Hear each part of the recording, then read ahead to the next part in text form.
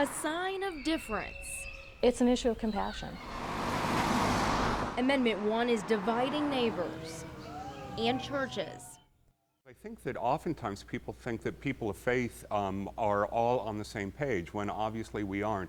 Never has Pastor Ron LaRock preached about an issue on the ballot until now. We believe that this is wrong. We believe that this is an injustice. We believe that this amendment must be defeated. Amendment 1, if passed, it would change North Carolina's Constitution to define marriage as the union between one man and one woman. And we really feel that as an act of justice, not as an act of politics, but as a matter of justice and a faithful witness, that we really have to get out and oppose this amendment and try to show others the harm that this amendment can do. Here at Green Street United Methodist in Winston-Salem, they chose prayer to get their point across. More of a rallying the troops, I would say, than it is a trying to change anyone's mind. If somebody's mind is changed because of what happens tonight, that's going to be absolutely great. Different church? Vote for Marriage NC sponsored this ad. Same topic for Sunday sermon. And that's why it's so very important that the church be involved in this campaign to protect marriage as one man and one woman. Joe Giratelli is the pastor here at Lawndale Baptist. We have an opportunity to cast a vote and say we believe in this definition of marriage. It's not a put down to anyone else. It's an elevation of an institution that God has created. Amendment 1, one issue that has two clear sides. As faith communities, we don't all believe the same thing. That even the most peaceful of places don't agree on.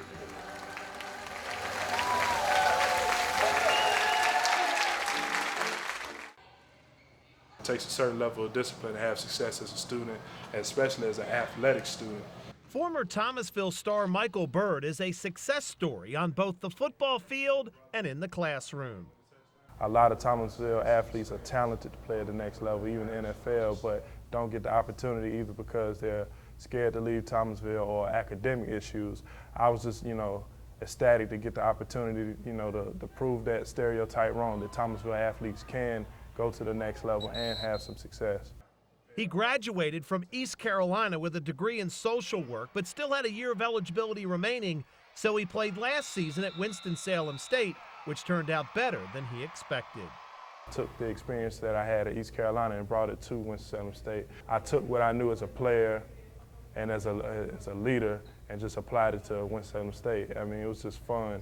I was confident. I played fast. I played to my best ability. While he didn't get drafted or signed in the first wave of college free agents in the NFL, he did get an invitation to the Oakland Raiders rookie camp. No guarantees, but it's a shot. Getting that call is one of those moments in life that make all the hard work worth it. I was like, hello, and it's like so-and-so from the Oakland Raiders, we're inviting you to rookie camp. I broke down right there. It's the feeling that you think you're gonna get, you get it. It's a sign of relief. It's another opportunity to play this game. So Michael, who mostly plays tight end with a little H-back thrown in, has 3 days to make a lasting impression. I'm nervous, but nothing too overwhelming because football is football. You run, catch, block, tackle. I mean, the game doesn't change, just the people around it change. So I'm confident in my ability. I've worked hard for years to get this opportunity, and I'm going to make the most of it. Good role model. We've always liked to show off people that have gone to the next level, and that's the reason up in our lobby we have pictures on the wall of all our people that go to the next level to play college ball.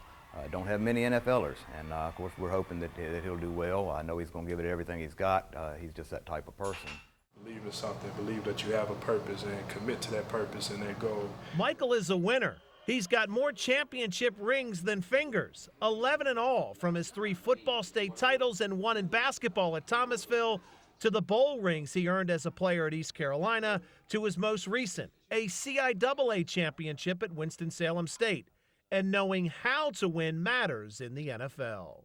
You got to prepare now to succeed later. That's about all the rings right there.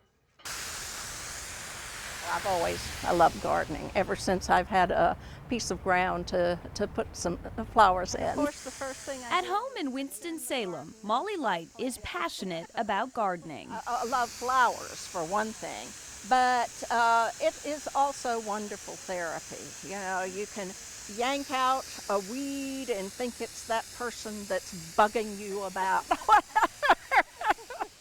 But it comes at a cost. These flowers need to eat. During the summer months in particular, during drought times, I would have, 2-month water bill of $350 or thereabouts. So Molly, who also happens to be on city council, decided to try something a little more natural, harvesting rainwater. We're just utilizing what God gives us, what nature's giving us, and reusing it. We've given her 2 locations. So Rick Walker is with Rain Catchers and installed Molly's system a year and a half ago. we maximize the roof space. We can calculate what the rainfall will bring on 1 inch. It's like a Lego system.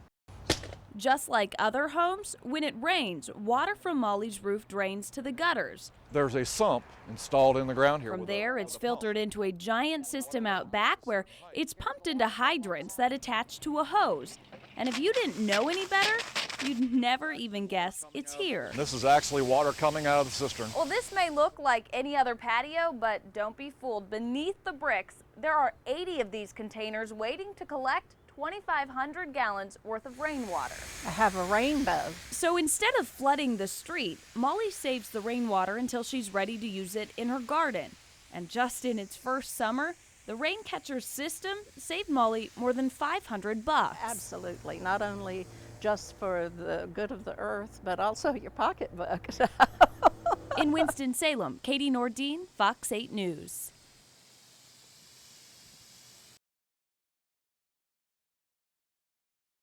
Fox 8's Lindsay Eaton. Lindsay, how much money could these stations lose?